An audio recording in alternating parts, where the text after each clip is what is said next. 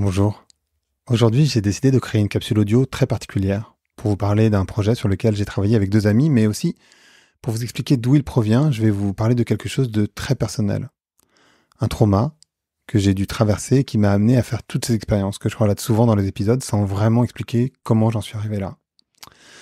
Car bien sûr, on fait jamais tout ce travail sur soi si on n'a pas initialement une ou plusieurs choses à régler. Et dans mon cas, je suis tombé passionnément amoureux. Dans cette phrase, évidemment, ce qui compte, c'est le mot passionnément. C'était le 23 septembre 2013 à Paris.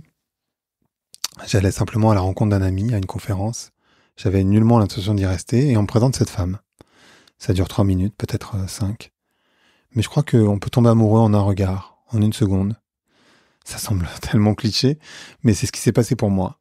Et cette nuit-là, je n'ai pas pu fermer l'œil de la nuit. J'ai réussi à reconstituer son email. Je lui ai écrit, plein milieu de la nuit. Elle m'a répondu. Et le lendemain, on a pris un café. Elle venait de partir vivre à New York. J'aime bien les histoires simples. Et elle repartait le lendemain. Et donc on a débuté une relation épistolaire. Et cette histoire nous a fait faire les choses les plus folles, à l'un comme à l'autre. C'est avant tout d'ailleurs pour elle que je suis parti vivre à New York, entre autres.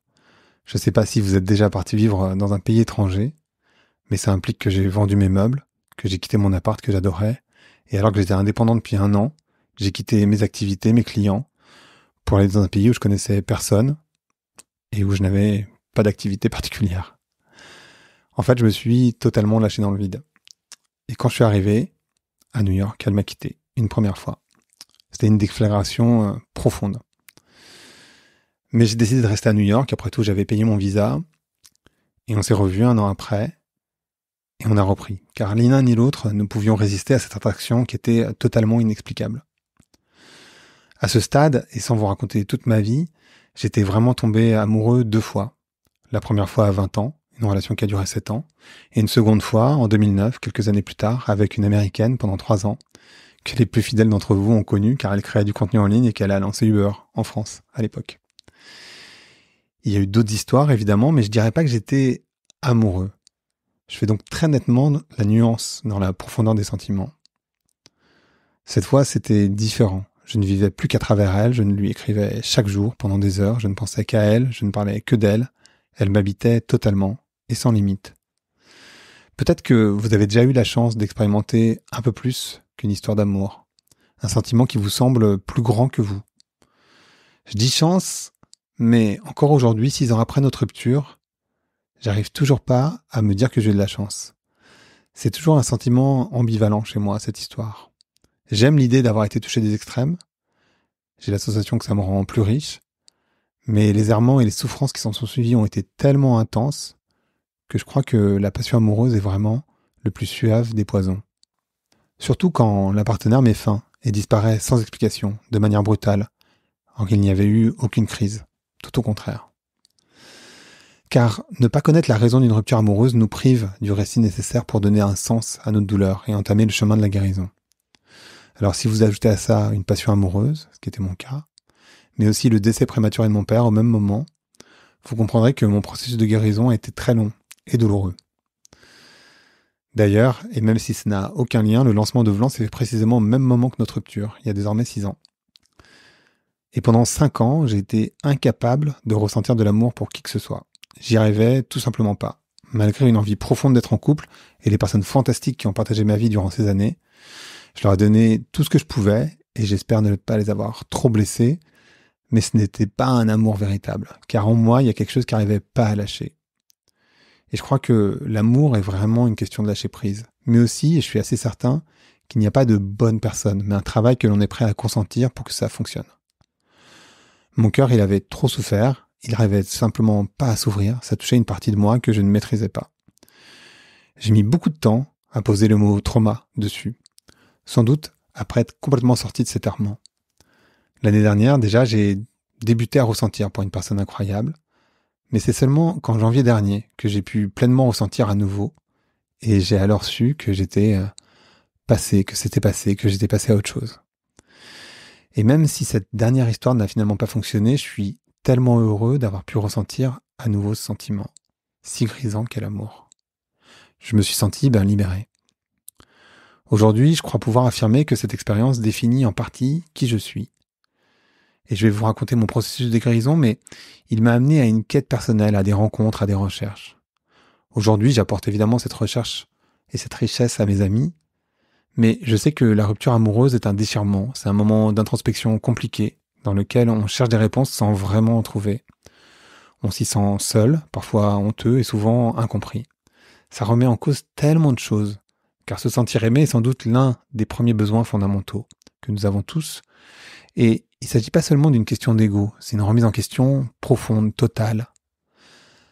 C'est sans doute pour ça que j'ai souhaité mettre à profit toute cette quête dans des cartes que j'ai créées avec mon ami Olympe de G. Vous la connaissez sans doute pour son activisme féminisme, et puis je l'ai reçu 2 fois sur Vlan. Et puis Jean-Noël, pour aider les personnes qui, comme nous, comme moi, ont eu une peine de cœur. Ça s'appelle Cœur brisé, kit de secours. Et c'est pas un jeu, mais sans carte, pour vous aider dans vos tourments. Je mets le lien dans la description de l'épisode, mais l'URL est facile à retrouver puisque c'est www.empower.cards. Donc c'est empower.cards, C-A-R-D-S. On a vraiment recherché comment les neurosciences, les psychologues, globalement tous les chercheurs avaient approché ce sujet pour apporter de vrais conseils utiles. Nécessairement, on a ajouté une touche féministe à l'ensemble car des autrices comme Claire Marin, entre autres, ont écrit de manière passionnante sur ce sujet. On a beaucoup débattu sur la manière de structurer ces cartes. On a évidemment pensé aux étapes du deuil, mais on a rapidement réalisé qu'en fonction des personnes, les étapes pouvaient être différentes et pas nécessairement respectées dans l'ordre. On a aussi pensé à structurer par émotion, et puis on a réalisé que pour certaines personnes, un sentiment, par exemple la colère, prenait tellement de place qu'on n'avait plus très bien à savoir ce que l'on ressentait. Et pour les hommes, c'est sans doute encore plus marqué, tant on a été éduqué avec 2 sentiments uniquement, la tristesse et la colère. J'en profite d'ailleurs pour dire que ces cartes, elles sont pas du tout genrées, ça s'adresse aux hommes et aux femmes, quelles que soient vos préférences sexuelles. En fait, on voulait pas donner de marche à suivre, ni un timing particulier, de règles ou quoi que ce soit. Alors on l'a structuré en fonction des besoins, de comprendre, de réfléchir, de se confronter, d'agir, de rire quand même, pour regagner votre joie, une carte à la fois. En fait, ces cartes, c'est un peu tout à la fois. Ça peut être un livre, et vous pouvez les lire du début à la fin en mettant des cartes de côté, celles qui résonnent le plus pour vous en tout cas, pour pouvoir y revenir. C'est un oracle, si vous avez envie de tirer une carte au hasard chaque jour, ou quand vous en ressentez le besoin. Ça peut être un appui si vous vous questionnez et que vous cherchez désespérément des réponses. La grande majorité des contenus sont sourcés et vous permettront d'aller plus loin, si vous le souhaitez, dans une ou plusieurs directions. En fait, c'est l'outil que vous souhaitez qu'il soit en réalité. Il est fait pour aller à sa vitesse, Ces cartes viennent vraiment des questionnements que j'ai pu avoir, parce que comment faire quand on est obnubilé en permanence par une personne, quand on ne pense qu'à cela, qu'on croit la croiser à chaque carrefour. Bon, et d'ailleurs, dans mon cas, c'est précisément ce qui se passait, je la croisais très régulièrement, à New York comme à Paris. Il y avait tellement de synchronicité que ça rendrait chèvre n'importe qui. Et ça a ajouté des signes que j'avais envie de voir, bien sûr. Vous n'imaginez pas le nombre d'anecdotes, de questionnements que mes psys, mais aussi mes amis, ont dû subir pendant toutes ces années. J'ai beaucoup cherché en ligne pour ne trouver que des mauvaises astuces, ça m'aidait pas du tout. Et quant à mes amis, les pauvres, ils n'avaient pas les ressources nécessaires pour m'aider, malgré leur présence et leur patience. Si vous avez fait attention, j'ai dit psy au pluriel.